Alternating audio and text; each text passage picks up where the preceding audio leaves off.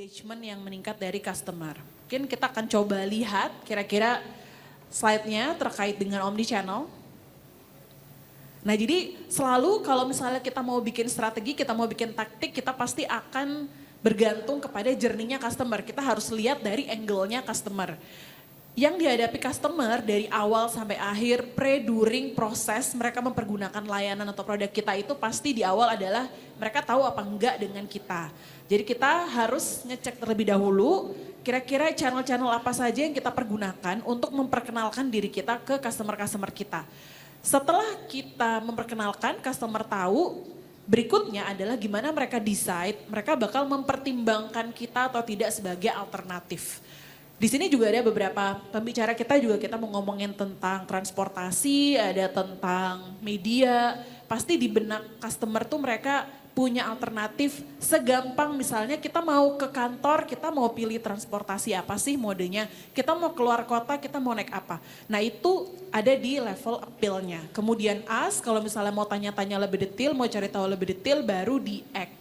Act-nya ini juga tergantung kita mau sekali nyobain experience-nya gimana, kalau oke akan nyobain lagi, akan merekomendasikan lagi sehingga akan men-advocate. Jadi ini yang nantinya akan menjadi siklus di mana customer akan bisa meningkatkan loyalty dan juga engagement-nya.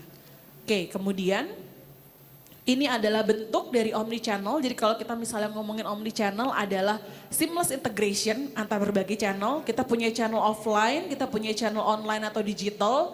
Mungkin kita udah pernah denger yang namanya web rooming sama showrooming.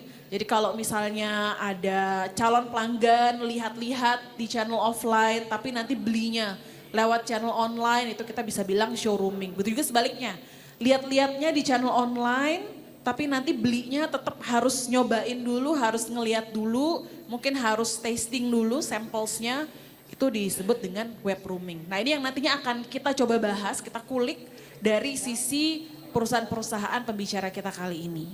Oke ya.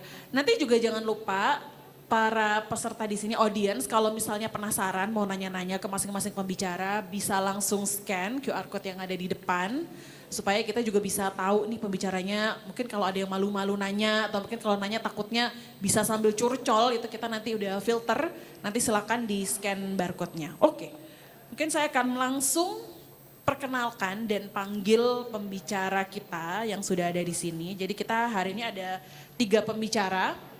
Jadi yang pertama akan saya panggilkan ke depan adalah Ibu Foni Walando. Ibu Foni, sudah ada di sini? Oh masih ke toilet, sebentar. Oke jadi mungkin saya akan panggilkan yang pria-pria terlebih dahulu ya.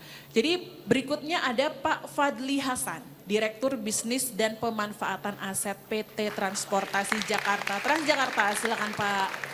Maju ke atas panggung, hati-hati naik tangganya Pak, karena agak-agak ini ya tinggi tangganya. Oke, jadi Pak Fadli ini pengalamannya udah banyak banget lah, puluhan tahun melanglang buana gitu. Ya nanti kita bisa dengarkan cerita-ceritanya. Boleh di tengah-tengah Pak.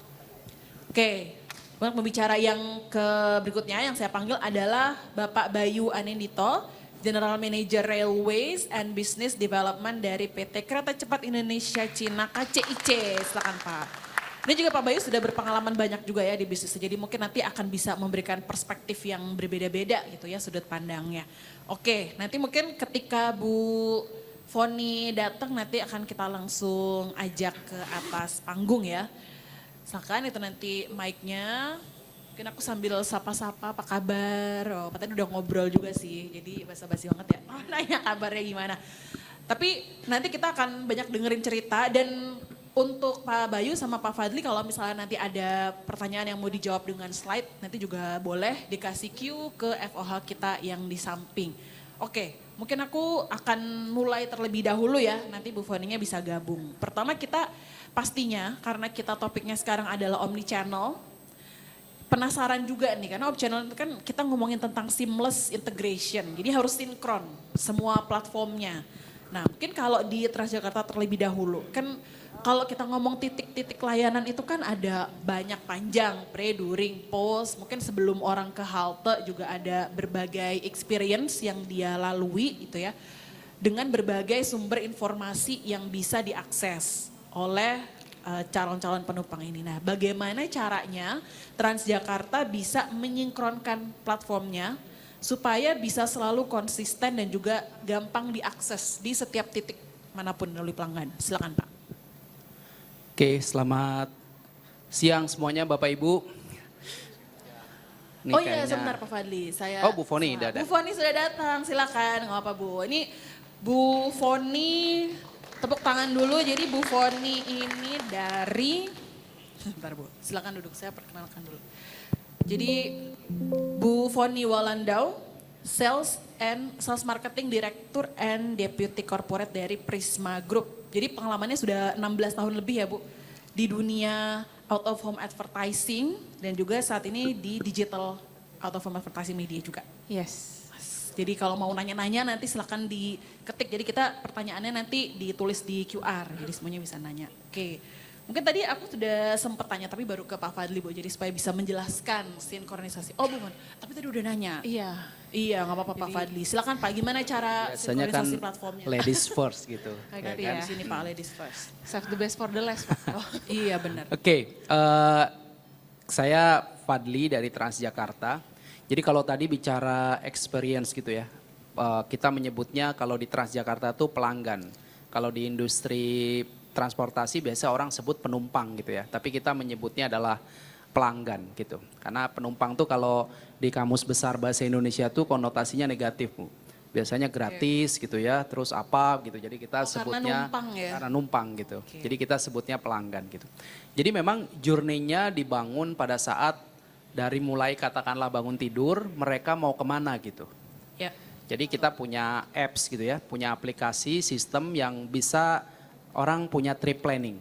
Saya kalau mau ke sini itu harus ke halte mana, nanti busnya berapa menit lagi, terus transit di mana, pindah koridor berapa, itu semua sudah ada di dalam aplikasi kita. Kemudian ketika masuk ke dalam halte, menunggu sampai di dalam bus, itu experience-nya selalu kita bangun gitu ya.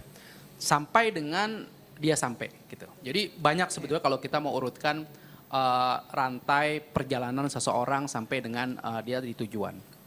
Jadi kami platform yang sekarang ini sudah cukup besar, sehari sekarang ridership 1,4 juta, 24 jam gitu. Jadi 1,4 juta, 24 jam. Sekarang ini kalau bicara voice of customer kita, rata-rata sebulan kita kelola kurang lebih 25.000 sampai dengan 30.000 yang ada di semua channel kita. Jadi kita punya 9 channel online, offline begitu ya. Dan ini masuk ke dalam sistem kita di dalam CRM sistem kita. Dan itu kalau udah masuk semua akan terdistribusi ke bagian-bagian tertentu sesuai dengan voice of customer-nya. Kemudian akan ada SLA di setiap titik begitu ya. Apa yang kemana dan lain-lain begitu. Sampai dengan kemudian kita merespon itu paling enggak maksimal 2 jam gitu. Dan macam-macam karena 24 jam kadang-kadang hal-hal sepele apapun tuh masuk semua. Nah itu tentunya butuh teknologi, butuh bagaimana kita tadi online offline ini menjadi hal yang sangat penting ketika memaintain 1,42 juta per hari gitu. Mungkin kami sekarang platform terbesar dengan 1,4 juta 24 jam. Jadi bisa membayangkan begitu complicatednya bagaimana menangani pengalaman pelanggan sebetulnya baik secara online dan offline gitu. Nah itu mungkin kurang lebih yang kita lakukan di Transjakarta gitu kurang lebih. Gitu. Oke, jadi itu pastinya memerlukan proses monitoring yang konsisten juga, tapi juga tidak lupa untuk selalu bisa memberikan respons juga ya, karena kalau misalnya udah dikumpulin tapi dari para pelanggan itu mereka tidak mendapatkan jawaban secara cepat dari SLA-nya nggak dijaga, itu bisa ada komplain baru lagi terkait itu ya. Dan kita itu monitoring berjenjang. Jadi karena kami adalah BUMD, bagian dari Pemprov DKI. Ya.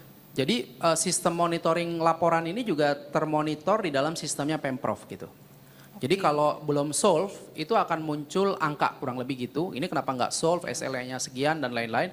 Dan itu jadi rapot buat kita gitu sebenarnya. Buat company juga.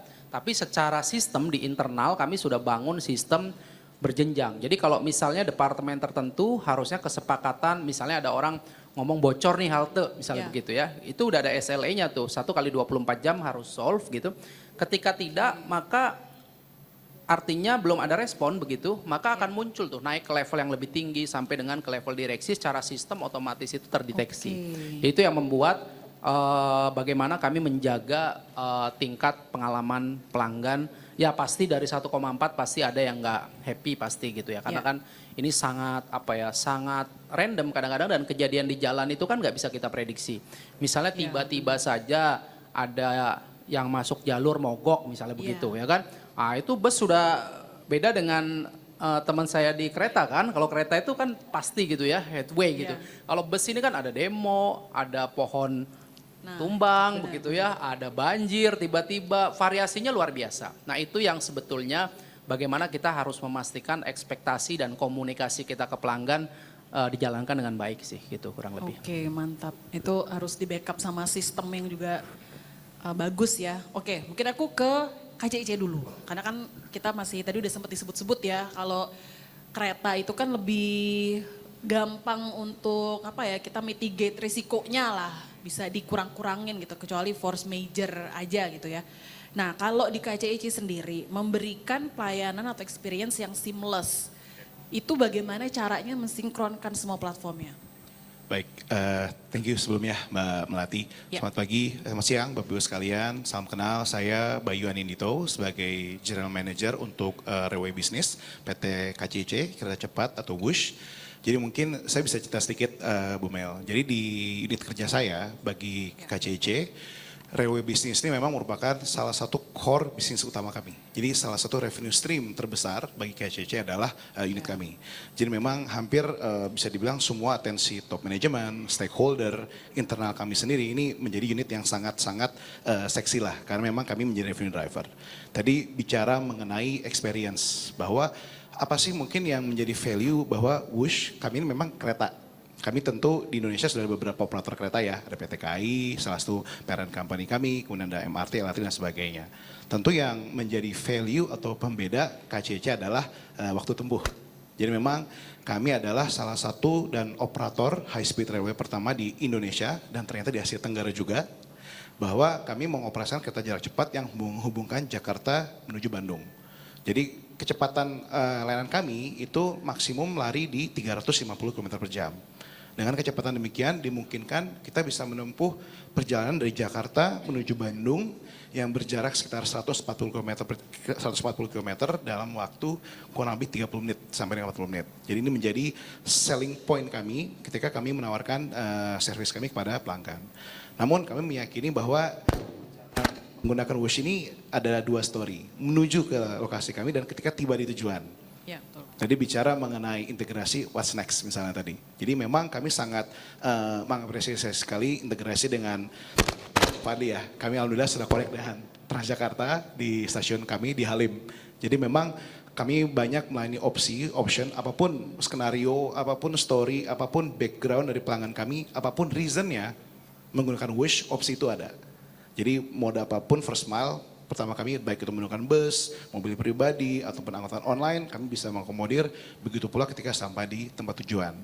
Dan ini selain tadi integrasi fisik dan perpindahan, terkait konteks omnichannel juga adalah terkait mungkin bisa next, terkait mengenai pilihan aksesibilitas layanan kami.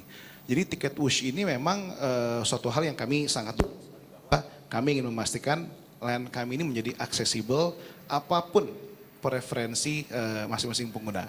Kita mungkin semua sama-sama tahu, pasti Mbak Mel nyaman untuk transaksi ini menggunakan aplikasi ini. Bu Fori mungkin nyaman menggunakan aplikasi ini, Pak Fali pasti punya preferensi lain. Jadi buat kami, apapun preferensi pelanggan, apapun background mereka, ketika tetap menginginkan layanan WUSH, kami ada di situ. Apapun preferensinya. Dan buat kami memang ini suatu hal yang ingin kami kembangkan terus ya. Kedepannya ini sesuatu yang akan kami kembangkan terus. Kami juga benchmark dengan DKI, ini sebagai salah satu benchmark bisnis kami adalah hal yang common. Jadi memang ini mungkin bagi kami KCC ini adalah small step. Kami saat ini sudah mulai lebih open untuk aksesibilitas penjualan tiket. Kami memang sudah membuka melalui jalur channel API, sehingga tiket WUSH saat ini sudah tersedia di beberapa aplikasi online travel agency. Nanti akan menyusul aplikasi berikutnya, sehingga ini lebih membuka aksesibilitas buat pelanggan. Dan juga ini tentu lebih memudahkan dan memberikan alasan ya, atau reason yang baru untuk menggunakan layanan kami. apapun tadi kebutuhannya. Gitu. Oke. Karena emang kan pelanggan itu pengennya whatever, whenever, wherever gitu. Jadi mau pesan kapanpun, lewat manapun, memang jadinya kita yang perlu menyesuaikan dengan angle-nya si pelanggan-pelanggan kita ya. Betul, Supaya jadi seamless. membelinya tiket lewat mana dan bagaimana cara bayarnya pun kami kembalikan ke opsi user. Buat kami semakin banyak opsi bayarnya, apakah itu mungkin ya pay later dan sebagainya itu kalau bisa kenapa tidak. Mungkin ada preferensi sebagian pelanggan yang nyaman dengan cara seperti itu sangat possible. Dan juga ada salah satu produk yang saya ingin cerita, kami ada frequent wisher.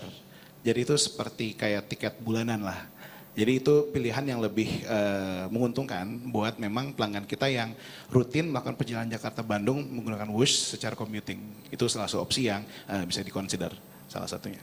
Oke, mantap ya. Jadi punya pilihan banyak pelanggan untuk bisa memilih misalnya mau ke Bandung pakai Wush atau misalnya pakai moda transportasi yang lain. Oke, mungkin aku ke Bu Foni dulu.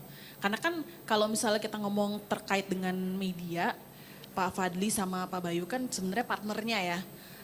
Gimana caranya sinkronisasi itu menjadi sesuatu yang memberikan nilai tambah kalau benar-benar bisa membuktikan bahwa oke kita seamless nih dari Prisma. Nah kalau Bu Foni sendiri ngelihatnya sinkronisasi platformnya itu sendiri seperti apa yang dijalankan di Prisma? Oke, berarti kalau ngomong sama ini nih yang punya public transportasi, Iya. public transportation, actually kita juga sudah bekerja sama dengan Transjakarta. We are one of the official partner dengan Transjakarta. Kalau mau Pak Fadli kayak sering banget ketemuan kalau acara kayak Belum gini, ya? Pak Fadli lagi. Habis ini lah Bu Jadi mungkin ya. banyak hal yang memang bisa kita explore gitu. Ya. Walaupun memang secara segmentasi touch point-nya adalah bicara bagaimana dari secara sisi brand itu bisa berkomunikasi dengan semua audiens. Nah, yang Betul. namanya di luar ruang itu mungkin orang cenderung oh advertising itu hanya billboard aja gitu ya atau LED. Ya. Tapi contoh dengan public transportation yang sudah kita jalankan saat ini adalah bagaimana setiap target market atau isinya pelanggan itu mempunyai journey. Ya. Jadi pada saat mereka tap in, mereka udah bisa lihat brandingannya. Kemudian pada saat mereka masuk ke busnya gitu ya, udah ada komunikasi brand di sana yang dikemas dengan yang pastinya harus sesuai dengan target market, misalnya Gen Z. Jadi secara inovasinya, kreativitinya juga menarik supaya orang pay attention. Ya. Nah, nggak cukup di situ, itu ya mungkin boleh bilang basic ya gitu. Nah, apa yang kita create menjadi salah satu pionir juga yang ada di Transjakarta adalah bagaimana saat mereka ngelihat brand, mereka turun ke halte, mereka bisa dapetin produknya. Nah, dapetin produk itu bukan sekedar konvensional, misalnya ada booth, ada SPG-nya, nawarin enggak. Jadi kita taruh vending machine di situ, dan orang bisa semudah hanya scan QR, mereka isi data diri, berarti udah connect tuh dari offline to online. Once mereka Ya, scan, betul. mereka misalnya login by Google gitu ya, terus mereka bisa main yang Oke. simple way biasanya, tujuannya supaya ada engagement antara si target audience dengan si brand tersebut. And then mereka get the product free sample gitu. Jadi itu yang mungkin touch point yang maksudnya bisa akhirnya kita coba untuk explore lebih. Karena kalau bicara dari tuntutan bicara secara kami misalnya bicara secara sisi klien, pastinya setiap kali kita datang ada yang baru apa lagi nih gitu. Iya. Yang itu bosen gitu. Dan thanks to teknologi gitu kan dan omni channel ini justru membuka peluang yang baru dan Prisma Group menjadi pionir di sini untuk bisa mengembangkan teknologi, inovasi dan kreativitas supaya ini menjadi sesuatu yang menarik yang bisa secara target audiens itu akan punya awareness-nya lebih besar. Seperti itu. Oke, jadi memang harus jeli melihat titik-titik mana saja yang memang itu sesuai dengan eye view-nya si customer. Kalau misalnya dia datang mungkin ke halte atau ke stasiun, itu juga harus bisa appealing bagi mereka juga. Supaya mereka nggak cuma sekedar nggak sengaja lihat gitu, tapi justru pas ngelihat, dia akan ngelihat dengan lebih intens gitu ya. Plus interaktif juga tadi. Ya, jadi nggak cuma mata doang. Biasanya kan kalau ngelihat branding itu nempel stiker ya, branding Ya, apapun lah, hanya betul. visual aja. Sekarang itu selain berinteraksi secara audio, Ya, secara sensori yang lain, misalnya bau dan yang lainnya. Nah itu tuh juga bisa di-touch sehingga lebih memorable buat menjadi target audience tersebut. Dan brand itu jadi memorable buat mereka. Ya, gitu. jadi five senses-nya ya yang Ya, harus dimanfaatkan gitu. Kalau sebisa pengen mungkin. nyoba bisa di depan tuh kebetulan VM-nya kita Nah, ada. Nah itu. nyobain deh. Saya Kayak cobain. apa. Kayak nanti pengen ditaruh ya di halte atau di stasiun KCIC. Iya, jadi nggak ribet gitu. Jadi nggak maksudnya nggak yang bikin gengges orang gitu kan, apa sih? Bener. Karena kadang-kadang mungkin kan masing-masing dana sih habitnya beda. Justru orang itu nggak Ya. suka sekarang ditawar-tawarin tuh nggak suka Betul. gitu, malah thank you ya, makasih ya gitu. Jadi bagaimana how to attract mereka untuk akhirnya mereka nyoba gitu. Betul. Atau kalau misalnya di dalam kendaraannya kadang banyak yang ngerasa, aduh berisik banget nih. Bunyi jingle-jinglenya dan apalagi berulang gitu. Jadi kebawa sampai tidur, kebawa mimpi itu kedengeran terus. Nah itu juga perlu ini juga ya, jadi salah satu hal yang nantinya bisa jadi gimana supaya iklan dan lain-lain itu tidak mengganggu kenyamanan juga gitu. Takutnya bisa kontraproduktif juga kan dengan kenyamanan yang diinginkan. Ini ya contoh tadi, ini ada yang mau diceritakan kalau dari video? Oke. Ini contoh O2O, offline karena omnichannel bicara bagaimana mendriving orang dari offline to online dan dari online to offline dan sebaliknya. Banyak hal yang bisa dilakukan dari OOH yang membuat orang menjadi atraktif. Jadi misalnya contoh tadi ada klien kita fintech. Bagaimana sih caranya orang CFD yang lagi lari tiba-tiba jadi mau tracking dengan activation-nya. Mereka download apps-nya, semudah mereka scan QR, terus mereka dapat poinnya. Dari dapat poin ngapain? Mereka bisa langsung belanja, call to action. Jadi mereka langsung bisa beli. Nah ini kita yang dengan Transjakarta, ini salah satu contohnya. Jadi nggak cuma sekedar pasang stiker di bus doang gitu. Tapi bagaimana ada journey experience dari si pelanggan ini untuk bisa terhadap si brand ini mereka tuh bisa dapetin langsung gitu loh. Udah lihat iklannya, pas turun, ada nih gratis lagi gitu. That's the example yang memang kita coba explore dan develop ke brand-brand yang ada gitu. Oke, wah menarik tuh ya. Mungkin sambil aku mengingatkan juga nanti kalau misalnya ada pertanyaan bisa sambil di-scan. Mungkin ini setelah mendengarkan jawaban dari pertanyaan pertama ini udah kepikiran nih banyak yang ditanya. Tapi kita simpan dulu nanti di akhir. Oke, nah ini masih nyambung. Karena kan tadi sempat di-mention bahwa pasti kita harus bisa pilah-pilah lah. Pasti yang jadi audience dari media kita, advertising kita juga bermacam-macam, beda-beda. Ada yang suka dengan satu pendekatan tertentu, ada yang nggak suka gitu. Nah mungkin ke Bu Fani dulu, tantangannya itu ketika ada berbagai audiens yang berbeda. Baik kalau misalnya ke Transjakarta atau mungkin nanti ke penyedia transportasi lainnya, mungkin ada challenge bahwa ini kan segmen kita macam-macam nih. Pendekatannya gimana sih yang bisa ditawarin Prisma supaya mau level bawah menengah atas, mau anak kecil, orang dewasa, mungkin senior citizen itu mereka bisa menerima gitu. Gimana tantangannya? Biasanya pastinya kita akan ngobrol ke si brand owner tersebut ya. Maksudnya yang jadi goal mereka untuk campaign ini apa, target audiensnya apa, dan KPI mereka apa. Nah dari situ biasanya ujung-ujungnya pasti budgetnya berapa gitu. Iya, Nah betul. dari situ akan ada pilihan media yang memang kita coba offering gitu.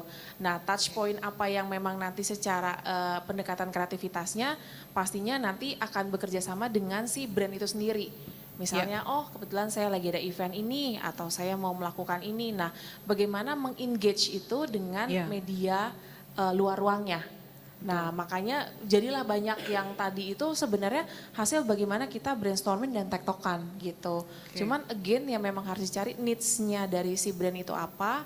Dan biasanya kita come up dengan feedbacknya kita ini gitu. Dan atau misalnya kenapa target audiensnya ini ya nggak diperlebar misalnya. Nah itu biasanya akan akan ada proses di sana sampai akhirnya jadi tuh. Yang misalnya apapun yang akhirnya terplacement di media luar ruang. Supaya ada benang merahnya semuanya.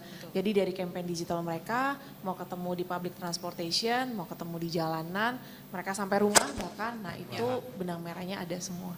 Gitu. Oke, nah mungkin kita coba hubungkan ya dengan Transjakartanya. Kayak kan tadi kalau di Transjakarta sendiri memang pasti segmen dari pelanggannya itu berbeda-beda. Apalagi koridor yang berbeda pun itu pasti udah segmennya udah beda-beda banget gitu. Nah gimana caranya, ya mungkin tantangan apa yang ditemui gitu ya untuk bisa mengintegrasikan tadi pengalamannya bahkan sampai ke konten-konten medianya dan apa yang dilakukan gitu untuk bisa tetap mengakomodasi semuanya. Prinsipnya kami di Transjakarta itu sebetulnya inklusif ya. Jadi semua segmen itu kalau di Transjakarta memang lebar sekali. Mungkin berbeda dengan di transportasi tertentu, biasanya dia punya segmen tertentu gitu. Ya. Di Transjakarta itu kan mulai dari anak SMP gitu, yang sekolah pakai mikrotrans gitu ya, sampai dengan lansia, sampai dengan bahkan teman-teman disabilitas gitu.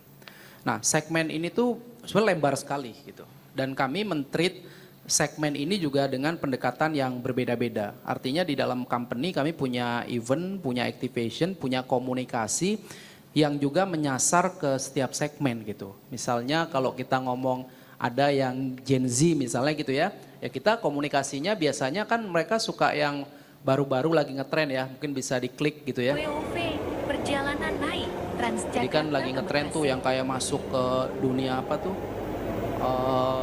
Tahu-tahu di Bekasi gitu misalnya begitu kan ya, gitu kan. Oh iya. Nah gitu, jadi kadang-kadang hal-hal begini perlu kita lakukan gitu. Segmen-segmennya memang berbeda-beda ketika kita membangun pola komunikasi dan layanan juga tentunya, baik online maupun offline-nya. Seperti misalnya pelajar begitu ya, kami ada rutin ke sekolah, mengedukasi tentang public transportation, kami bikin event-event kegiatan lomba apa yang sampai dengan terakhir kita punya karakter yang komik gitu, membuat komik tentang transportasi publik yang kita juga dorong ke teman-teman misalnya di segmen tertentu. Nextnya, sebelumnya sorry. Nah juga radio misalnya, mungkin radio ini sudah banyak ditinggalin orang sebetulnya gitu. Tapi ada segmen kami yang sekarang ini ya sebenarnya masih bawa mobil pribadi gitu kan.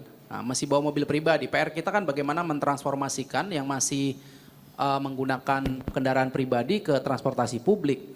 Nah kita melihatnya perlu di-challenge di radio. Jadi kalau pagi itu suka ada siaran di radio, di Mari kebetulan di beberapa channel radio, menginformasikan tuh live di bus misalnya begitu.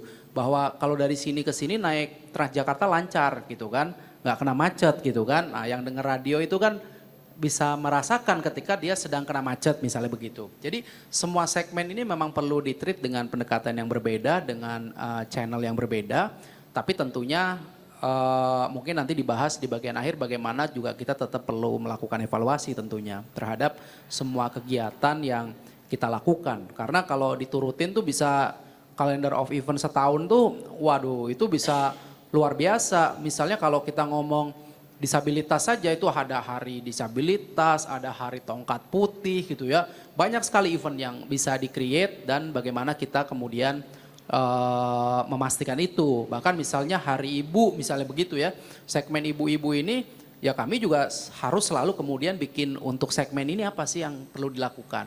Bikin acara-acara yang memang untuk segmen itu. Jadi biar bagaimanapun juga kita perlu melihat, tadi sama disampaikan Mbak Foni, kita perlu lihat target market kita sebetulnya. Kalau di kami agak sulit memang kalau udah gen X, gen yang agak senior gitu ya. Biasanya tuh kalau suruh naik transportasi publik, suruh jalan dikit tuh, panas gitu kan.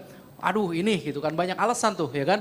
Tapi kalau yang generasi Z ke bawah sebetulnya lebih untuk ke transportasi publik mereka tuh kesadaran akan sustainability itu lebih kenceng gitu. Buang sampah sembarangan tuh udah diomelin misalnya begitu ya. Jadi memang target kita bagaimana yang generasi semakin ke bawah ini makin punya kesadaran terhadap transportasi publik sebenarnya gitu. Tuh, karena kan mereka yang nantinya akan menjadi calon-calon, mungkin either calon pengguna transportasi publik atau malah calon pengguna transportasi yang pribadi gitu. Makanya harapannya ketika mereka bisa merasakan kenyamanannya dalam bertransportasi publik, mereka akan bisa konsisten gitu ya dan loyal gitu untuk naik. Oke, dan di mana itu memang jadi tantangan tersendiri karena sangat lebar segmennya dari Transjakarta. Oke, mungkin kita ke KCIC. KCIC kan lebih sempit ya segmennya gitu. Apalagi memang saat ini rutenya juga masih ke Bandung, masih ke Tegaluar dan Padalarang gitu. Mungkin nantinya kalau misalnya memperluas lagi rutenya bisa jadi nanti persaingannya juga akan semakin banyak gitu ya. Nah tantangannya seperti apa? Karena dari penumpang dan segmennya yang mungkin lebih sempit daripada Transjakarta nih sebenarnya tetap kebagi-bagi lagi gitu. Apalagi tujuan dari orang menaiki Wush itu juga beda-beda. Ada yang memang mau ke sana, ke Bandungnya, ada yang pengen nikmatin aja Wushnya misalnya dan lain-lain. Nah, itu seperti apa? Betul, jadi tadi mungkin kalau kita compare kereta cepat ya, Wush ini mungkin beda dengan Transjakarta kan, Transjakarta koridor sudah banyak, ada 13 Iya, koridor lebih Pak ya betul. kalau nggak salah, 14 koridor sekarang. Jadi memang area scope lainnya juga lebih luas, sehingga bisa melayani banyak penumpang. Betul tadi yang Mbak Mel sampaikan, kita memang masih terbatas saat ini, which is baru menghubungkan Jakarta menuju Bandung. Itu pun top kita yang beroperasi ada 3 stasiun saat ini. Ya. Next year kita rencana ada 4 stasiun, akan dibuka stasiun Karawang.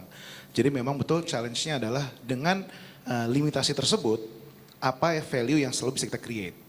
Betul. Nah, kami realize bahwa tadi mungkin betul Mbak Mel sampaikan, segmen kami sudah jelas, harga tiket kami sekian itu sudah memfilter segmennya Ya. gitu ya, dan sesuai kebutuhan. Kami ini butuh yang cepat nih sampai Bandung atau cepat sampai Ya. Jakarta karena ada keperluan pekerjaan dan sebagainya. Sehingga buat mereka harga sini sangat value buat mereka. Nah, kami memang menyadari, kami pun sebenarnya ingin mencoba mengattract segmen baru. Nah, Oke. ini ada hal yang menarik. Kan saat ini yang beroperasi stasiun dari Jakarta itu stasiun Halim, Ya. di Bandungnya berhenti di stasiun Padalarang dan juga stasiun Tegaluar. Nah, di 2 stasiun terakhir, Padalarang sama Tegaluar, ini sebenarnya sudah di daerah Bandung sebetulnya. Ya. Tegaluar di Bandung Timur, Padalarang di Bandung Barat. Nah, Oke. ini kita belum lama ini, bulan lalu, kita buka rute baru, rute pendek. Jadi kita tidak hanya menjual dari arah Jakarta, tidak hanya dari Halim menuju Padalarang ataupun Tegaluar atau sebaliknya. Tapi kita juga sudah membuka jalur dari Padalarang ke Tegaluar saja. Oke. Jadi ini menghubungkan dari Bandung Barat ke Bandung Timur. Perjalanannya memang hanya 15 menit sebetulnya. Cuman yang kita jual adalah experience. Oke. Experience kepada segmen baru yang ini mencoba naik Wush. Memang kami ketika membuka rute baru itu memang setengah mencoba ya. Setengah testing the water lah seperti apa. Cuman memang surprisingly orang ternyata naik. Jadi ini memang segmen yang orang yang hanya sekedar ingin mencoba pengalaman naik Wush, rute pendek dan memang secara pricing lebih reasonable. Harganya tidak full price dari arah Halim ataupun dari Bandung menuju ke Halim sebetulnya. Jadi memang kami realize salah satu jadi kami coba kemas harganya lebih ekonomis, lebih diskon supaya lebih approachable buat mereka. Oke, baik kalau misalnya nanti ada satu objek yang memang pengen dikunjungi di Tegaluar, yang memang cuma ada di sana, jadi itu Yes. bisa jadi salah satu itinerary juga ya, Betul, kalau misalnya betul. orang-orang mau liburan. Betul, not to mention kayak misalnya apa sih point of interest di daerah Iya, Padalarang betul. ataupun Tegaluar. Di Padalarang kita semua tahu ada area di situ ada Betul. resort, ada hotel, ada tempat bermain, wisata dan Ya. sebagainya. Sedangkan kalau di Tegaluar, Bandung Timur itu ada Masjid Al-Jabar. Jadi itu Oke. memang wilayah yang sangat-sangat menarik untuk dieksplor sebetulnya. Dan memang kami lihat ada demand untuk dari menuju Tegaluar menuju Padalarang. Kalau buat mereka Oke. naik kendaraan online harga sekian di compare dengan harga Wush dan pengalaman seperti itu masih sangat lebih worth juga sebetulnya. Itu kira-kira. Oke. Jadi itulah, jadi beberapa inisiatif yang telah dilakukan ya dari masing-masing Bapak Ibu yang ada di depan. Nah mungkin yang paling PR-nya juga kan sebenarnya gimana bisa build loyalty sama engagement tadi. Karena kita juga nggak pengen customer-customer kita atau pelanggan kita itu cuman sekedar nyoba terus habis itu bisa jadi mereka kapok deh gitu untuk nyobain lagi atau nggak mau sering-sering deh misalnya gitu. Nah mungkin dari Pak Bayu dulu deh sekalian gitu. Kalau KCIC sendiri yang memanfaatkan omnichannel platform tadi, kira-kira gimana caranya supaya bisa build loyalty dan juga engagement supaya walaupun misalnya nggak bisa sering-sering pakai Wush atau nggak bisa sering-sering ke Bandung, tapi secara persepsi itu tetap inget-inget terus gitu orang. Jadi next time kalau misalnya mau ke Bandung, top of mind-nya naik Wush. Itu gimana? Betul, jadi saya mungkin bicara customer loyalty. Jadi memang kami belum lama ini dengan omnichannel ini ya, sangat dimungkinkan kami memiliki basis data. Jadi kami bisa Oke. mengidentify penumpang mana yang memang sudah rutin menggunakan Wush. Itu sebelum kita ada produk frequent Wusher dan setelah ada jadi semakin bisa ketahuan. Nah, belum lama ini kami ada surprise program kepada pelanggan yang setia menggunakan Wush. Suatu hari di kereta malam kita bikin suatu acara kayak surprise. Benar-benar dia penumpang tersebut nggak tahu kita kasih seremonial bahwa Anda terpilih selamat menjadi penumpang yang paling loyal. Dan itu responnya sangat organik, surprise banget, kaget gitu loh, karena tidak ada kita brief sebelumnya. Dan itu ternyata memang impact-nya mereka sangat surprisingly happy dan testimoni dari pelanggan tersebut memang mereka insya Allah akan terus menggunakan layanan kami karena sangat relate dengan kebutuhan commuting mereka. Nah dan juga mungkin yang menjadi tambahan adalah gimana kami bisa mengattract segmen yang baru. Nah ini contoh use case yang sama. Ini pengalaman pribadi, pengalaman dari testimoni dari pelanggan juga. Jadi ketika pelanggan ini membeli kartu tiket Wush, frequent Wusher ya. Jadi semacam kayak tiket bulanan, monthly pass. Dengan harga tiket ini jaminan harga termurah di bulan tersebut. Nah, tiket itu saking fleksibelnya bisa digunakan untuk weekend juga. Di mana harga tiket kami paling tinggi saat itu. Jadi ketika pelanggan tersebut membeli frequent Wusher untuk kebutuhan pekerjaan, commuting yang memang bolak-balik, ada suatu hari dia kebutuhan harus menggunakan Wush untuk berkunjung weekend dengan keluarga. Akhirnya dia keluarga berempat. Akhirnya dia untuk jatah dia sendiri cukup menggunakan frequent Wusher dengan harga paling murah. Sisanya selebihnya cukup membeli 3 tiket reguler buat keluarganya dia. Jadi kami memang realize satu tujuan frequent Wusher tadi buat commuting. Ternyata bisa digunakan juga untuk kebutuhan di luar itu, surprisingly. Buat leisure, tourism, weekend yang incidental dan sebagainya. Termasuk juga commuting behavior tuh masih relevan ternyata. Seperti itu. Oke, dan nanti ke depannya juga pasti Wush akan selalu berinovasi supaya ya karena kebutuhan pelanggan juga akan berubah ya. Bisa jadi sekarang mereka sudah puas, mereka sudah cukup loyal, tapi nanti bisa jadi dengan berbagai kompetisi sekarang harus selalu inovatif ya. Betul, kami memang realize ya saat ini masih banyak area of improvement yang bisa kami lakukan. Mungkin saya coba melihat dari sudut pandang dari sisi partner. Jadi kami realize pelanggan tentu kami akan attract, kami akan selalu tambah reason ataupun alasan bagi pelanggan kenapa selalu menggunakan layanan Wush. Nah, kami pun realize di sana banyak partner-partner kami yang related, misalnya partner perbankan, payment channel, itu kami sangat happy karena mereka sangat melihat potensi dari Wush ini, punya potensi transaksi value yang tinggi buat mereka. Nah, memang challenge-nya adalah kami harus memfilter satu-satu, mana kira-kira partner yang kami prioritaskan, mana yang kami masukkan ke batch berikutnya untuk kami integrasikan. Nah ini yang kadang kami harus sampaikan juga ada kondisi ada para partner perbankan yang memang sudah punya ekspektasi untuk berbuat ke kita. Jadi yang kadang challenge adalah kami harus memilah mana yang memberikan efek, mana yang bisa melayani pelanggan lebih banyak, karena tersebut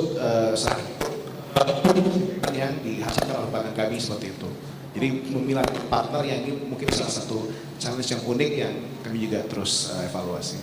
Wah mantap nih. Nah kayak penasaran juga nih kalau di Transjakarta sendiri gimana? Karena kan emang Transjakarta itu pelanggan-pelanggannya juga rata-rata orang yang commute gitu. Nggak tahu nanti mungkin ada data atau apa yang bisa menggambarkan dari 100% pelanggan yang ada, berapa banyak yang memang dia rutin, atau jangan-jangan hampir 90% udah rutin yang menggunakan Transjakarta ya. Tapi gimana caranya supaya mereka juga tetap loyal kalau misalnya kalau tiba-tiba mereka, wah gajinya udah nambah, mereka udah mungkin yang tadinya naik Transjakarta karena affordable, mereka pakai tiap hari, mereka kayak pindah deh gitu, yang bisa jadi mereka melihat apa ada yang lebih nyaman dan lain-lain gitu. Tapi kalau dari Pak Fadli sendiri, gimana menjaga loyalty dan selalu membangun engagement? Jadi Transjakarta itu kan sebetulnya kalau dulu ya, kami ini kan bus management gitu. Jadi perusahaan bus lah, PO bus lah gitu kalau zaman dulu gitu kan ya gitu. Tapi kemudian kami sekarang bertransformasi menjadi platform sebetulnya. Jadi itu sebabnya visi kami connecting the life of Jakarta. Jadi dengan itu maka sebetulnya kami men-challenge Transjakarta ini menjadikan transportasi publik ini jadi gaya hidup gitu PR-nya. Jadi itu sebabnya halte-halte kita kalau diperhatikan ada kafe, ada macam-macam. Itu mungkin satu-satunya di dunia sekarang ini. Bahwa halte yang punya activation. Kita ambil contoh tadi sebelumnya misalnya yang apa namanya slide sebelumnya. Mungkin bisa diklik. Ini konsernya Malik di halte kita. Ini cukup luar biasa ramai pada saat Car Free Day. Jadi bagaimana menjadikan orang akhirnya mengerti soal transportasi publik pelan-pelan, ya kan? Ini cukup heboh lah. Next. Nah, sorry sebelumnya. Nah, jadi dari transit, sebenarnya dari bisnis bahwa kami adalah transit ya, bahwa seolah-olah kita sebutnya halte ini kan transit sebetulnya kami kemudian mencoba dari sisi creativity bagaimana ini kemudian jadi tempat yang bisa dilakukan banyak kegiatan gitu. Jadi mulai dari kita punya konser seperti Raisa, Run dan lain-lain, bahkan beberapa indie band gitu ya, itu launching produk di tempat kita, fashion show gitu ya, kemudian misalnya kegiatan Ponfit dan lain-lain itu banyak sekali dilakukan kemudian di halte-halte kita yang memang sebetulnya kalau bicara DNA kan nggak mudah ya kreativitas itu, apalagi buat perusahaan bus gitu yang DNA-nya adalah SOP kan, headway, kemudian operasional bus gitu, kemudian kami harus bertransformasi, satu sisi itunya nggak boleh hilang, tapi sisi lain bagaimana menjadikan tadi bahwa halte kita itu tempat connecting people gitu sebenarnya gitu. Bagaimana orang bertemu, kemudian orang bisa nongkrong di situ dengan menggunakan Transjakarta lebih simple gitu kan, nggak perlu kemana-mana, janjian di situ bisa aktif. Bahkan kami lagi pikirin co-working space misalnya di situ, ada store beberapa sekarang sudah ada, dan kami juga misalnya dengan MAP bikin miniatur bus kita gitu sekarang mungkin jadi produk kedua terlaku di Kid Station gitu contohnya. Jadi hal-hal begitu itu kita create untuk menjadikan Transjakarta ini semakin orang pada akhirnya oh ini gaya hidup lagi, bukan hanya sekedar persoalan transportasi. Nah itu yang kita hanya bisa lakukan itu dengan cara-cara yang mungkin kreativitas, anak-anak muda mesti terlibat gitu ya. Itu yang sekarang ini kita banyak lakukan sebenarnya gitu. Tuh, jadi memang mungkin kalau misalnya kita belajar dari Changi Airport juga kan mereka membangun bandaranya seperti ya tempat tujuan wisata gitu ya, karena mereka tahu bahwa transit itu sesuatu yang painful gitu, menunggu itu painful banget gitu. Jadi kita harus menciptakan experience yang berbeda sehingga mereka lebih nyaman juga, lebih preferable juga untuk memilih transportasi Transjakarta ini, plus mengubah yang tadi sebenarnya justru kata transit ini pengen diubah sebagai ya ini bisa tempat untuk berbagai hal gitu ya, nggak cuman menunggu, bahkan mereka mungkin nggak naik Transjakartanya pun mereka bisa memanfaatkan fasilitas yang ada. Ya contohnya halte kita yang di Bundaran HI itu, yang di atas. Itu mungkin sehari itu bisa 4.000 orang naik ke atas hanya mau foto di Bundaran HI gitu, dan beberapa bukan orang yang menggunakan Transjakarta, tapi sengaja naik ke atas hanya dari Bogor, dari mana. Jadi kalau dari luar kota datang, kalau nggak foto di situ rasanya nggak, belum sampai Bundaran HI. Nah, tapi ada visi lain yang sebetulnya gini. Kalau dulu orang mau menikmati pemandangan Bundaran HI, mungkin kita harus nginep di Kempinski, di Grand Indonesia, di Plaza Indonesia. Nah, bagian dari Transjakarta sebagai kita sebutnya social enterprise gitu. Bahwa kami ini sebetulnya bagaimana menyediakan transportasi publik yang harga terjangkau, ramah, nyaman dan lain-lain gitu ya. Dan buat masyarakat cukup dengan menikmati 3.500 dia bisa menikmati pemandangan seperti itu, nggak perlu mahal-mahal gitu. Nah itu salah satu juga kontribusi kita kepada masyarakat banyak sebetulnya gitu. Oke, itu mantep banget lah pokoknya. Nah ini mungkin aku bisa ke Bu Foni karena penasaran juga kan kalau Bu Foni ini menangani brand-brand yang pasti punya ekspektasi untuk mereka selalu bisa create loyalty dan engagement gitu ke para ya pelanggan-pelanggan yang mereka terekspos ya dengan media. Gimana caranya supaya bisa selalu kreatif untuk mikirin gimana sih caranya meningkatkan loyalty, bahkan mungkin gak hanya sekedar ke brand-brandnya tapi mungkin ke partner-partner seperti Transjakarta dan lain-lain juga sih supaya bisa selalu loyal dan engage. Itu seperti apa pendekatannya? Iya, itu pasti jadi sebuah challenge untuk media luar ruang. Sebenarnya yang belum banyak dilakukan oleh mungkin praktisi luar ruang lainnya. Cuman kita sadar banget, jadi yang menyadarkan kita itu sebenarnya setelah COVID, karena dulu di COVID salah satu yang terdampak pastinya advertising karena semua orang di dalam rumah bukan di luar rumah. Jadi itu membuat kita berpikir apa yang bisa dilakukan untuk bisa mengengage hal tersebut gitu. Jadi, nah thanks to COVID juga yang dimana digitalisasi yang berkembang begitu pesat dan teknologinya juga. Nah pasca itu banyak hal yang akhirnya kita buat gitu, sehingga kita menjadi pioneer untuk beberapa hal. Pastinya untuk membuat loyalty di OOH itu sebuah extra miles karena secara job desk-nya, kalau kita ngomong secara job desk-nya, kita itu hanya sampai level awareness sebenarnya. Cuman karena demanding dari secara brand owner itu, kalau bisa tuh ya bayar 1 mah dapat 10 gitu ya. Nah jadi itu yang kita coba explore lebih. Salah satunya mungkin nanti bisa ditampilkan bisa campaign kita sama Blibli. Jadi waktu itu kita di challenge mereka mau celebrate anniversary, apa yang bisa dilakukan, orang nggak cuma aware anniversary-nya, tapi orang juga bisa dari situ. Terus sampai kita lakukan tahun baru, tahun ini kita lakukan juga dengan Sarina. Gitu. Jadi engagement-nya itu mereka tuh nggak cuma sebagai tahun baru nih, mereka bisa main dan mereka bisa deep dengan si brand itu dengan cara bisa teks apa khusus kamu tahun baru gitu. Nah, langsung muncul di ini atau bisa lainnya tiba-tiba kalau kamu ada tuh layar yang gede semua dong, apalagi something. Nah, apa yang membuat experience dari sebuah brand ini dan target audiens yang ada itu menjadi engage dengan hal itu gitu. Nah ini yang Blibli. Nah kalau Blibli ini challenge-nya beda lagi nih.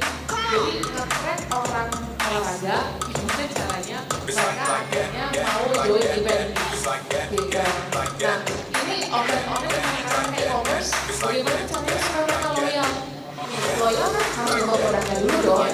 Bagaimana cara mereka supaya sampai mereka mau download aplikasi? Itu kan effort ya. Karena kita minta orang download itu kasih merchandise lah, ini itu segala macam. Nah kalau ini sesimpel, kita main game, kita mau bagi-bagi hadiah jutaan rupiah. Caranya cuma scan QR ini, tinggal share poinnya masuk. Tapi scan QR-nya melalui aplikasinya produk tersebut, gitu. Jadi mau mereka download dong. Nah download, dapat nih poinnya. Nah di situ ada booth-nya, mereka bisa langsung beli. Khusus hari ini produk ini diskon 50%. Bisa bayar pakai poin yang tadi kamu main itu, yang share gitu. Nah, pada saat mereka udah nyobain produknya, mereka bisa call to action. Nah, loyalty itu harapannya akan muncul, gitu loh. Jadi kan purchase sekali, 2 kali kan itu kan harus berulang sama misalnya pengguna atau pelanggan yang menggunakan moda transportasi kan gitu kan. Jadi seru nih, experience saya pun sama gitu. Tadi misalnya ngomongin kalau Transjakarta mau bisa ditanya ya Bapak gitu. Kalau KCIC misalnya tadi saya ngobrol sama Mas Bayu, seneng nggak seneng? Nextnya iya nih bawa anak aku gitu, ini gitu. Jadi itu yang akhirnya membuat di loyalty itu timbul. Tapi goalnya kita, ini yang kita buat bagaimana dari offline activation sehingga menjadi dari offline ini masuk ke online gitu. Dan sehingga brand-brand yang mungkin yang secara online activity-nya lebih tinggi bisa juga memanfaatkan si offline ini secara awareness-nya itu bisa terkonek. Nah itu memang PR-nya dan gimana caranya kreatif supaya orang senang. Nah itu memang jadi challenge pastinya, challenge untuk selalu bikin sesuatu yang baru. Karena kan orang gampang bosen, biasa aja udah tahu gitu. Tapi buat kita pasti akan jadi sesuatu yang seru karena teknologi berkembang terus gitu. Tapi kalau misalnya udah pernah dilakukan misalnya sama Blibli, terus nanti misalnya ada brand lain, pasti nggak sama dong caranya. Nah itu gimana caranya selalu muter otak ya, supaya selalu muncul hal-hal yang baru. Nah ini juga ini nyambung dengan pertanyaan berikutnya, karena kan pasti yang paling penting setelah kita melakukan semuanya, kita bisa integrate, kita bisa create loyalty dan lain-lain, pasti yang ditanya adalah hasilnya, KPI atau matrix apa yang digunakan. Mungkin aku ke Mbak Fani dulu. Jadi kalau di Prisma sendiri, sebenarnya KPI apa saja sih yang dituntut atau yang bisa di-show gitu, atau di-share bahwa ini kita berhasil nih campaign-campaignnya? Ya, itu juga challenge yang besar sebenarnya untuk bicara luar ruang dan teknologi menjawab kita untuk membantu. Ini salah satu contoh proyek kita yang sudah lewat, makanya saya bisa show di sini. Jadi waktu itu kita campaign buat Venom, launching movie-nya mereka. Jadi kebetulan waktu itu kita launching LED baru kita di Sudirman yang 3D. Nah, nggak cuma 3D, tapi ini adalah audio pertama real time streaming. Jadi orang just scan QR, orang just klik landing page-nya, nonton di LED, suaranya itu di sini. Karena kalau nonton bioskop kan seru ya IMAX-nya. Nah, pada saat sudah masuk digital, nah ini sudah bisa datanya disajikan benar-benar seperti apa yang mungkin para brand dapat itu secara campaign di digital. Karena kan scan QR. Nah jadi ketahuan tuh impresinya totalnya berapa, karena ini misalnya dia tayangnya jam-jam tertentu. Kebetulan brand ini jam-jam tertentu, periodenya berapa lama, Nah, total vehicle segala macam memang itu sudah basic standar. Semua brand yang memasang medianya di luar ruang itu pasti akan mendapatkan data berapa total impresi orang yang lewat, gitu kan, berapa banyak yang maksudnya passing through lokasi itu, sama seperti misalnya kalau moda transportasi kan berapa sih hari ini pelanggannya gitu kan, rutasenya berapa kali segala macam itu pasti akan didapatkan. Nah, nggak sampai situ sehingga bisa menemukan penetrasinya dari impresi itu, karena kan dia kan kalau impresi itu hanya lihat, penetrasi itu adalah orang sampai call to action scan QR-nya dan dengerin audionya. Nah itu kelihatan berapa banyak, terus unique number-nya kelihatan, ada orang yang akhirnya scan-nya berulang-ulang gitu. Nah kapan peak hour-nya, jam berapa, yang pas hari keberapa. Nah ini data ini akhirnya bisa disajikan kepada brand yang memang akhirnya menggunakan atau misalnya secara inovasi ini gitu. Jadi memang kita berkembang terus, mungkin kalau bicara digital sekarang juga berkembang dan semakin lebih komprehensif, tapi kita berusaha untuk menjadi jawaban karena buat Gen Z, OH itu sebuah leisure. Jadi ada studinya gitu kan dari Morgan bahwa 64% Gen Z melihat OH itu sebuah leisure. Tapi punya catatannya gitu loh. Apa yang menurut mereka itu harus kreatif, inovatif dan menarik buat mereka. Jadi konten itu juga penting, mengemasnya itu juga penting gitu. Karena kan sekarang bangun pagi lihat handphone segala macam. Jadi pada saat mereka keluar ruang ngelihat segala sesuatunya, brandingan, instalasi yang ada di public transportation di jalanan, itu sebenarnya jadi leisure buat mereka pada saat memang bisa dikemas dengan tepat. Gitu. Jadi harus unik dan bisa entertaining juga ya. Times itu supaya mereka jadi memorable. Jadi maksudnya touch-nya itu nggak cuma bicara eye-nya doang, tapi bicara dari secara sisi itu jadi kita nge-touch sisi yang berbeda gitu. Gitu. Jadi secara sense mereka akan lebih memorable terhadap brand tersebut. Oke, wah mantap. Itu susah juga ya itu untuk bisa mencapai itu ya. Apalagi dengan banyaknya brand-brand yang ada, banyaknya media yang terekspos gitu, jadi itu jadi satu PR. Nah, kalau ke Transjakarta nih, kan kalau misalnya kita ngomong KPI, pasti traffic itu udah yang paling utama ya, selalu dimonitor. Karena ada berapa banyak hari-harinya, tahu turun naiknya kapan. Nah, ada nggak KPI lain yang memang menjadi salah satu hal yang dimonitor dan selalu dievaluasi? Ya, sebetulnya saya rasa setiap company pasti kan judulnya gitu ya Bu Foni, setiap kita spending uang gitu ya, pasti kan harus ada baliknya apa, kan pasti begitu ya gitu. Nah memang kalau secara operation pasti jumlah pelanggan, kepuasan pelanggan, NPS itu hal yang standar lah rasa-rasanya sekarang setiap company pasti mengukur itu gitu. Tapi memang kalau di marketing ini kan tantangannya yang lebih sulit sebetulnya. Jadi ketika kita belanja iklan atau belanja apapun itu yang kemudian conversionnya gimana, kan selalu kemudian ketika bicara bisnis itu. Nah sama di kita communication ini menjadi hal yang sangat penting. Misalnya kita ukur setiap rute ini berapa sih yang dari feeder naik ke ke koridor utama misalnya begitu. Nah ini juga kita ukur segala hal-hal seperti itu.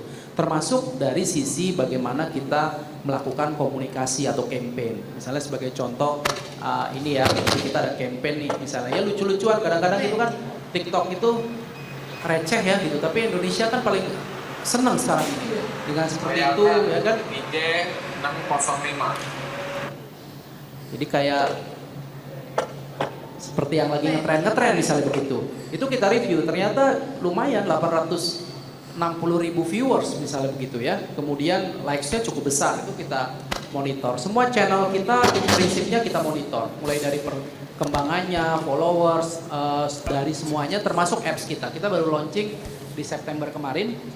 Dan sekarang ini memang baru di angka 400.000, target kita sampai akhir tahun di 500.000 subscriber gitu ya. Tapi kita ukur yang paling penting kan sebenarnya daily active usernya sebetulnya. Kalau orang subscribe atau apa tapi nggak buka juga kan percuma sebetulnya. Karena monetisasi akan ada di situ sebetulnya gitu. Jadi kita tetap ukur. Nah pada akhirnya kita juga yang mungkin banyak kelewat biasanya company itu kan mengukur brand index. Di Indonesia mungkin ini bukan sesuatu yang banyak dilakukan gitu. Tapi kami sudah sadar bahwa ketika bicara platform, ketika bicara kami sebagai ekosistem, maka brand menjadi sesuatu yang sangat penting gitu. Jadi kami selalu ukur brand index kita seperti apa sih, misalnya kayak tahun ini kita dari YouGov dianggap sebagai salah satu 3 brand yang luar biasa loncatannya di samping Wardah gitu ya, tadi juga ada Wardah gitu. Karena kita sangat aktif sebetulnya bagaimana meningkatkan brand index kita, karena kalau di Marketplace pasti belajar tuh, profitability itu di-generate dari brand kan gitu. Jadi kalau bedanya pisang di pasar sama yang ditempelin merek S itu kan cuman gara-gara ada merek S itu, yang ini 2.000 ini jadi 15.000 kan sebetulnya gitu. Jadi bisnis itu pada akhirnya apapun yang kita lakukan di luar kepuasan pelanggan, oke, profitability gitu. Tapi kita memang mesti hitung brand kita gimana sebetulnya. Karena kayak tadi misalnya Bu Foni misalnya mau pasang iklan di saya nih, pasti dari dari brandnya mau dipasang di mana kan gitu kan. Wah, dipasang di sini nih, nggak terlalu oke lah misalnya begitu ya. Nah, itu hal-hal yang sebetulnya harus selalu kita ukur, karena dalam jangka panjang ini yang penting sebenarnya buat bisnis. Dan itu memang di Indonesia masih mahal mengukur begitu tuh, ya kan? Nah, itu yang mungkin PR-nya di kita, mungkin di teman-teman semua saya yakin juga sudah banyak yang melakukan. Bagaimana setiap activity kita ukur, financial, proses, aspek-aspek lah ya, seperti biasa kita ukur productivity dan lain-lain. Tapi pada akhirnya kita harus mulai mengukur juga brand kita di posisinya ada di mana sih, di sesama misalnya kita bicara transportasi misalnya gitu. Sekarang ini kalau kita lihat brand, mungkin kami salah satu yang ya cukup leading lah dari sisi brand gitu ya. Experience mungkin bisa beda, tapi kalau orang tanya tahu nggak ini, tahu nggak ini, mostly orang tahu dan ada image positif yang lebih penting tahu, tapi negatif kan juga repot gitu. Jadi mungkin itu salah satu yang pentingnya kenapa kemudian kami harus melakukan monitoring di setiap aspek yang kita lakukan gitu. Gitu Bu.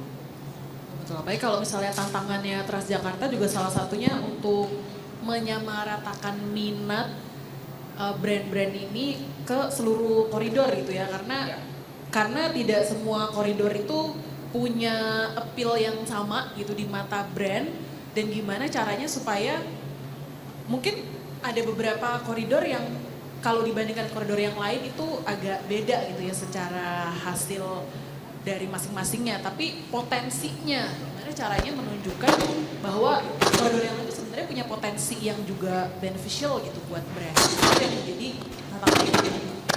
Ya, jadi memang Bu Foni lebih paham tuh kalau di situ ya. Memang kalau contoh kayak di kita di Transjakarta koridor 1 Blok M Kota itu paling favorit tuh.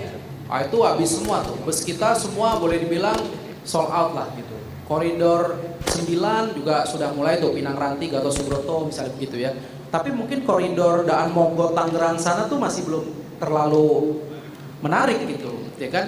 Nah, kadang-kadang brand ini juga emosional, nggak? Ya, kita ngobrol misalnya sama brand ya, Bu Foni, kenapa sih mesti koridor 1? Kan yang itu juga segmennya begini, mestinya kalau produk ini masuk dong di sana. Kadang-kadang jawabannya juga lucu. Bos gua kantornya di situ bos, jadi ngelihat kalau dipasang misalnya begitu ya kan. Nah, ada juga yang begitu-begitu kan gitu. Tapi prinsipnya kadang-kadang tetap data kita mesti siapin, karena setiap produk tuh pada akhirnya kayak kami misalnya dengan PAM gitu ya, dia pasang di Mikrotrans kita pemasangan PAM murah misalnya begitu.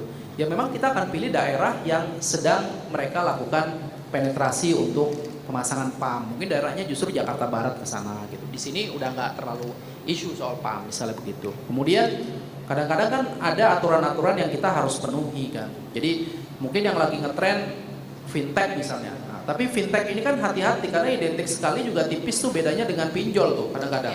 Ya kan? Jadi begitu kita pasang iklan itu bisa rame ya Bu ya gitu. Wah, ini mendukung pinjol nih, padahal sebetulnya lembaga itu juga terakreditasi atau punya izin dari OJK gitu misalnya begitu. Jadi memang tantangan kita setuju segmentasi market tetap harus di tim saya juga kelihatan tuh, oh ini kira-kira cocoknya brand apa, ini apa. Jadi selalu kemudian diskusi tuh dengan Bu Foni gitu kan. Kadang-kadang, Bu ini dong iklan ini masa nggak bisa masuk sini sih, kopi masa nggak bisa sih di sini misalnya begitu ya. Nah itu yang memang harus terus di challenge sih sebetulnya gitu. Oke, noted Pak. Wah mantap. Nah kalau dari Pak Bayu sendiri ini, KPI apa saja yang pada akhirnya digunakan untuk mengevaluasi apakah strategi omnichannel kita itu berhasil atau enggak, dan ya mungkin apa saja kalau misalnya kita mengukur potensi tadi, bahwa oke mungkin sekarang hasil dari pengukurannya seperti ini, tapi sebenarnya nanti beberapa tahun ke depan akan bisa lebih tinggi loh. Nah itu gimana caranya? Jadi kalau di kami di Wush di KCC itu memang kami memang masih first step ya mengenai kita mau mengoptimalkan ke omnichannel. Let's say mungkin beda dengan Bu Foni, Prisma sudah lebih lama melakukan bisnisnya di media out of home. Pak Wandi juga sama, Transjakarta sudah ada sejak 2004 ya kalau nggak salah beroperasi pertama kali sudah sangat pengalaman. Kami relatif baru setahun kita beroperasi secara komersial. Jadi memang buat kami juga ini sesuatu yang growing dan kami juga ini masih langkah pertama bagaimana kami bermain mengoptimalkan di sisi omnichannel ini. Bicara tadi evaluasi metrics, sebelum tadi kami update bahwa kita sekarang sudah lebih available melalui beberapa opsi channel pembelian. Sudah mulai muncul di aplikasi OTA, aplikasi kami sendiri, kemudian bisa dibeli di website ataupun di ticketing office dan sebagainya. Nah, kami tentu ada jumlah penumpang yang memang keep growing. Nah, kami ada data memang statistik setiap tahun, setiap bulan, di tahun pertama kita operasi, di Q4 kita operasi, numbersnya memang thankfully growing. Artinya kan masyarakat sudah bisa menerima dan sudah mulai terbiasa dengan layanan Wush kami. Yang tadinya mungkin semula hanya sekedar coba-coba menggunakan Wush, sekarang sudah menjadi habit. Sorry, mungkin next slide sebelumnya. Saya mau kasih gambaran sebelumnya lagi. Baik, jadi dari omnichannel ini kami melihat bahwa ketika tiket Wush ini menjadi lebih available, banyak opsi-opsi pembelian, bukan hanya sekedar memindahkan orang belinya dari aplikasi A, tapi shifting ke aplikasi B. Tapi justru kami ingin melihat ini sebagai kesempatan untuk growing secara jumlah organik penumpang. Jadi kami juga memberikan challenge kepada partner OTA yang baru on board. Ini kami tidak hanya ingin menjadikan orang shifting ya. Tadinya semua mungkin beli di loket, semua belinya di aplikasi Wush, beralih ke aplikasi Anda. Cuman Anda harus bring grow organic. Itu yang sebenarnya suatu evaluasi yang ingin kami challenge. Dan mereka sudah sangat take note dengan kondisi itu, dan mereka juga komit ya untuk terus melakukan improvement ataupun campaign marketing yang sangat relevan untuk mendorong orang senantiasa menggunakan layanan Wush.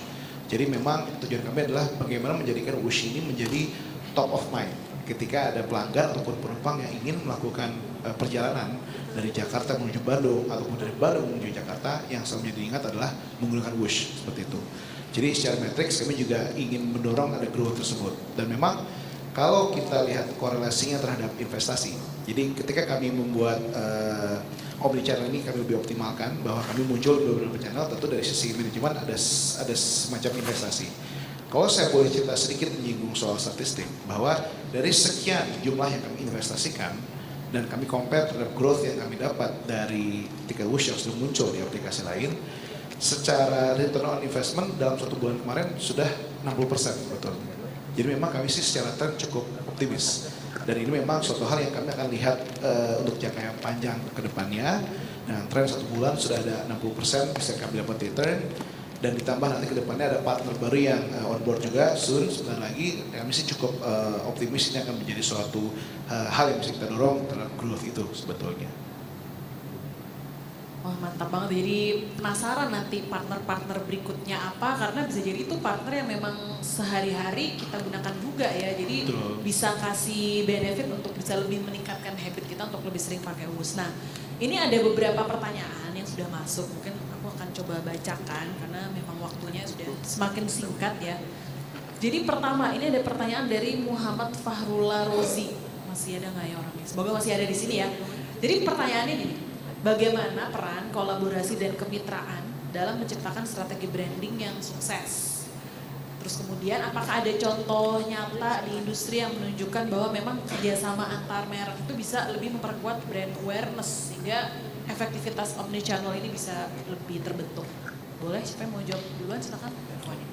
Sebagai ahlinya ini ya campaign. Sangat setuju, intinya ini saya bicara semua hal ya, saya nggak bicara, tapi gini, kolaborasi itu penting sekarang. Jadi nggak bilang, oh Prisma, semua punya Prisma, tidak juga gitu loh, tapi bagaimana bisa berkolaborasi. Contohnya ya saat ini misalnya Prisma sudah bekerja sama dengan Transjakarta. Kenapa? Karena dengan berkolaborasi itu harapannya hasilnya akan jauh lebih baik. Contoh, mungkin kalau bicara secara produk, saya boleh sebut misalnya iya kayak nyambung ke sebelah, apa kita ganti? Jadi contoh misalnya brand, kita tahu lah ya banyak brand, misalnya McDonald kolaborasi dengan BTS, orang ngantri kayak apa kan, gitu kan. Nah, begitu pula dengan media. Kalau brand kita harus sering lihat banyak banget ya, gitu loh. Jadi misalnya ada Chupa Chups kolaborasi dengan make up, gitu kan. Makanan dengan make up itu banyak banget. Nah, kalau media tadi saya udah contohin dan saya cuma ngomong gini, media iklan untuk para brand itu kan banyak ya. Mulai dari above the line, kita tahu TVC, kita tahu misalnya ada radio, ada cetak, Telkom sendiri. Nah, hasil dari berkolaborasi beberapa media itu pada saat brand campaign itu hasilnya jauh lebih baik. Karena I think saya boleh share di sini data dari Gojek. Gojek itu kan salah satu big data ya. Mereka pernah coba, mereka hanya campaign through online aja. Dan akhirnya mereka compare tuh pada saat mereka campaign combine online dengan offline. Which is salah satunya dengan OOH. Mereka mengakui bahwa hasilnya jauh lebih baik. Jadi message apa campaign yang mereka yang untuk kepada target audiens mereka itu hasilnya jauh lebih baik. Sehingga sampai dengan saat ini mereka tetap mengkombinasikan untuk hal tersebut. Jadi kalau bicara yang tadi saya bilang kolaborasi sejauh mana itu memang dilakukan. Jadi ini agak wajar kita mau bicara secara bisnis, mau bicara secara sisi media, mau bicara secara sisi brand. Sebenarnya tinggal bagaimana kita mengemas dan bagaimana secara kalau buat aku win-win ya. Jadi kalau secara sisi brand kan tadi Pak Fatih ngomong, saya kasih uang segini, in returnnya berapa gitu kan. Sehingga harus ada datanya tuh, berapa banyak yang lihat, berapa banyak yang ngeklik gitu kan. Ujung-ujungnya adalah berapa banyak yang beli gitu. Nah itu pun sama, jadi ditemukan itu kalau buat saya dengan dunia yang sekarang dengan komunikasi gitu ya, teknologi untuk nge-reach contoh dengan lebih mudah sangat penting untuk bagaimana kita mengkombinasikan semua hal itu. Gak bisa jalan sendiri-sendiri lah intinya tuh gitu. Bersama-sama itu better together, I think kita bisa going more further dengan itu. Oke, ya benar. Nah mungkin dari Pak Fadil atau Pak Bayu mau ditambahkan terkait dengan kolaborasi? Mungkin kalau saya kan di transportasi lah gitu. Jadi transportasi ini kan sebenarnya aspek yang sangat penting terkait dengan connectivity sebetulnya, jangkauan. Gitu. Mungkin orang dulu nggak tahu tuh perumahan Puri Beta gitu, ya kan, misalnya gitu. Tapi begitu koridor 13 kita tuh tendean Ciledug itu berhenti di Puri Beta, itu sekarang luar biasa. Itu sebabnya kami dalam setiap aspek melakukan apapun, baik rute, baik apapun, kami selalu melakukan kolaborasi sebetulnya. Misalnya kita mau masuk peak, kita lagi pikirin bagaimana bus kita masuk langsung ke lobby mall misalnya begitu, ya kan? Karena itu bagian sekarang ini menurut saya harus dilakukan gitu. Jadi termasuk di dalam proses pembangunan infrastruktur, kayak halte kita yang di Bundaran HI itu naming right-nya Astra. Gitu. Jadi Astra juga melakukan kolaborasi kegiatan, event di situ seperti Malik tadi juga bekerja sama dengan Astra misalnya begitu. Jadi menurut saya sekarang bisnis sebagai ekosistem terutama ya sekarang ini platform terutama kami Transjakarta, kami harus sangat banyak berkolaborasi dengan pihak-pihak tertentu yang artinya visinya sama tentunya gitu. Kurang lebih gitu sih. Gitu. Betul sekali. Bayu boleh tambahkan? Saya sepakat tadi yang disampaikan Bu Foni dan Pak Fadli juga. Jadi kolaborasi ya, bagaimana brand dengan, kalau kami khususnya di sektor public transport ini sangat relate sekali. Jadi memang salah satu hal positif ya, impact positif dari WUSH itu memang khususnya di Bandung. Ini pertumbuhan terhadap destinasi wisata itu sendiri. Jadi saya juga merasa memang apresiasi dari para pelaku bisnis hotel di Bandung, untuk destinasi di Bandung itu tuh sangat appreciate dengan WUSH ini menjadi Bandung lebih aksesibel. Nah ini ternyata satu story yang memang menjadi story yang antara kolaborasi branding dengan WUSH misalnya dan public transport sangat relate. Dan memang stasiun kami sendiri juga ini kan merupakan suatu destinasi itu sendiri ya. Jadi memang di kami ada beberapa konsep store dan sebagainya yang menjadikan ini menjadi suatu marketplace itu sendiri. Ketika dia sebelum melakukan journey menuju destinasi di Bandung, dia sudah bisa melakukan transaksi ataupun exposure yang didapat dari masing-masing brand yang melakukan placement ataupun open tenant di area stasiun kami. Dan ini memang bisa bring volume, bring crowd, bring transaction kepada brand tersebut, dan ini menjadi suatu kegiatan yang menurut saya bisa di-convert ini suatu transaksional. Jadi bicara branding tadi, kolaborasi ada value terhadap exposure. Branding dan Indian itu akan bring menjadi suatu sifatnya transaksional yang ujungnya menjadi growth, bahwa ini memang suatu ekosistem bisnis yang sustain dan ujungnya adalah growth itu sendiri. Oke, jadi memang penting juga sebenarnya untuk mencari partner yang sama-sama bisa diajak bersimbiosis mutualisme tadi ya, supaya ya sama-sama gerak kenceng gitu untuk bisa ngejar. Oke, nah ini kita waktunya cukup untuk satu pertanyaan lagi dari Pak Victor. Proses optimalisasi apa yang harus dilakukan agar calon customer ya suatu brand itu yang sudah berinteraksi di platform itu bisa lanjut journey-nya, jadi nggak cuma trial, tadi sebenarnya udah sempat diceritain yang tentang Didi, nggak cuma trial, tapi nanti akhirnya bisa act juga, menggunakan, dan juga nantinya bisa loyal. Itu kira-kira optimalisasinya harus di sisi mana aja? Nih, silakan mau dijawab duluan, pertanyaan terakhir dari peserta. Oke, saya mungkin ya Pak Wali, saya coba menanggapi duluan ya. Jadi Ya. buat kami ya ini karena masih baru setahun, jadi masih hangat nih di kita nih listener-nya adalah yang paling penting adalah memang merespon voice of customer. Apa yang customer mau sebetulnya. Kita semua realize semua strategi kita gitu ya, mau how to enter market segala macam itu pasti sudah siapin. Cuman apalah artinya itu kalau kita tidak bisa merespon apa yang market mau. Nah kami memang realize voice of customer menanyakan, kapan nih Wush muncul di sini? Kapan Wush bisa dibeli di sini? Kapan nih Wush bisa dibayar menggunakan ini? Nah itu yang pertanyaan-pertanyaan itu yang sebenarnya ingin menjadi drive kami untuk selalu kami deliver. Dan paling ultimate adalah kapan Wush lanjut sampai di Bandung, sampai Jogja, kapan Wush lanjut sampai Surabaya, sampai Malang sekaligus. Itu kan sebenarnya ultimate question dari voice of customer yang tentu ingin kita deliver sebetulnya. Cuman memang kami realize butuh waktu, investasi, keterbatasan resources dan sebagainya. Sehingga itu yang mengidentify kami mana yang kami pilih-pilih menjadikan prioritas yang bisa kami deliver. Itu sih menurut saya salah satu aspek yang paling penting. Oke, silakan kalau mau ditambahkan.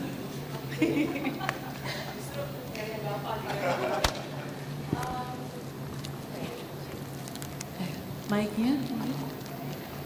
Pinjem Pak. Oke. Optimalisasi sebenarnya tadi saya udah sempat jelasin di awal kalau secara media luar ruang itu kalau secara pembagian pekerjaan sebenarnya level kita tuh awareness buat orang yang nggak kenal brandnya jadi tahu brandnya dan penasaran mau beli brandnya. Makanya kenapa ada omnichannel ini. Jadi offline karena sekarang brand itu barang atau produk tersebut bisa mudah didapatkan di online. Kalau dulu kan bagaimana ngedrive orang akhirnya datang ke tokonya atau ke restorannya akhirnya beli gitu kan. Nah kalau mau optimalisasikannya yang seperti yang tadi saya jelasin di Prisma sendiri akhirnya kita mencoba untuk membuat beberapa journey atau beberapa campaign. Jadi bagaimana offline activation ini bisa diintegrasi, jadi kita membuat media itu terintegrasi dengan offline activation. Nah harapannya ini bisa menjadi yang tadi, yang sesuai pertanyaan itu, orang jadi mau beli produknya dan menjadi loyal. Karena kalau menjadi loyal itu pastinya sebuah proses yang terus menerus. Karena kalau saya belajar dari yang pada experience brand owner, untuk mereka membangun semua brand pada saat mereka campaign, 5 tahun itu nggak cukup. Minimal 5 tahun dan maksimum itu bisa sampai dengan 10 tahun. Karena kalau cuma just 1 tahun itu nggak akan cukup untuk ngebangun sebuah brand itu di alam bawah sadar target audiens itu sesuai dengan apa yang brand itu mau sampaikan gitu. Jadi ada salah satu banking menjadi salah satu loyal kliennya kami. Jadi pada saat dia rebrand karena dia tahu target audiens dia itu adalah Gen Z. Jelas banget bagaimana dia membuat digital bank, bagaimana dia membuat bank itu as a fitness center, bingung nggak? Ya udah, tapi itu komunikasinya si brand tersebut dan mereka secara persisten setiap tahun continuous untuk nge-build itu.